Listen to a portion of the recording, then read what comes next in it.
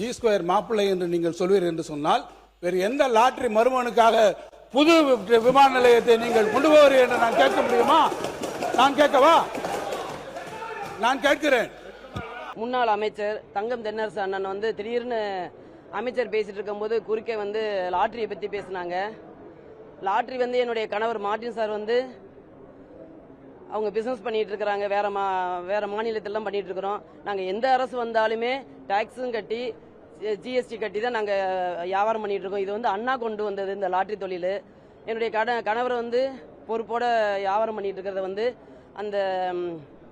அதை வந்து அவங்க ஒரு வேற மாதிரி அவங்க கொண்டு வராங்க. லாட்டரி தொழிலே வந்து ஒரு அரசு கொண்டு வர தொழிலை வந்து எந்த அரசு வந்தாலும் நாங்கள் வந்து அதை இது பண்ணுவோம்.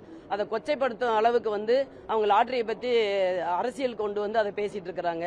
அதை வந்து அது வந்து அந்த மாதிரி பேசக்கூடாது.